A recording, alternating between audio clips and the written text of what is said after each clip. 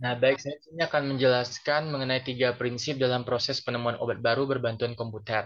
Namun di sini saya menunjukkan beberapa 6 prinsip yang dimana dalam melakukan penemuan obat baru itu dengan berbantuan komputer itu seperti apa, langkah-langkah yang dilalui. Yang dimana penemuan obat baru itu sendiri merupakan sebuah rangkaian langkah yang sangat panjang dan berliku-liku serta melibatkan berbagai disiplin ilmu.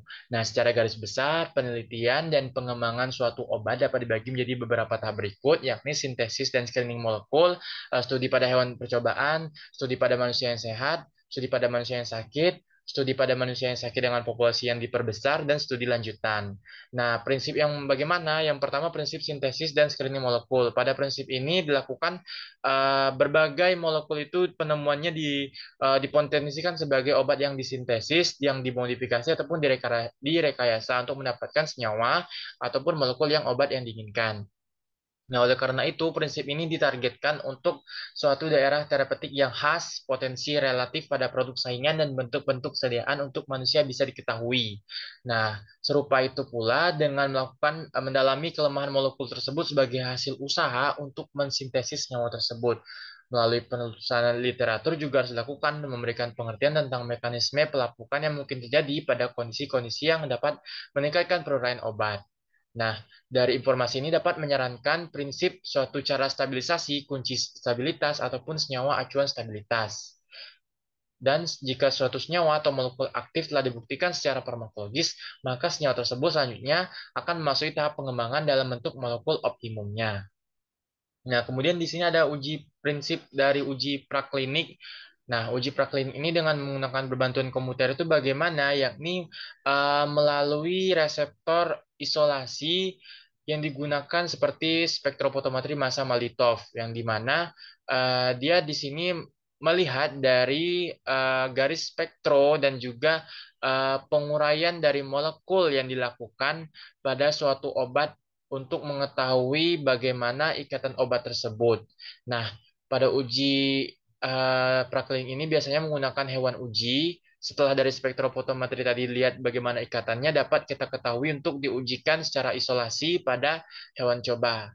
Nah, toksisitas ini berhubungan dengan pemberian obat akut atau kronis dengan kerusakan genetik, pertumbuhan tumor, ataupun kecacatan. Nah, setelah itu dapat kita kelompokkan dalam beberapa fase, yakni calon obat tersebut dapat diuji pada sukarelawan sehat untuk mengetahui sifat yang diamati pada hewan percobaan. Dan pada fase kedua, diefikasikan pada penyakit endobati. Dan pada fase ketiga, melibatkan kelompok besar pasien yang dibandingkan dengan efek dan keamanannya terhadap obat pembanding yang sudah diketahui. Nah, bagaimana dengan berbantuan komputer itu sendiri? Prinsipnya di sini dia mengambil analisa fingerprint dari screening dari sintesis kandungan senyawa komputer. Nah, itu yang pertama.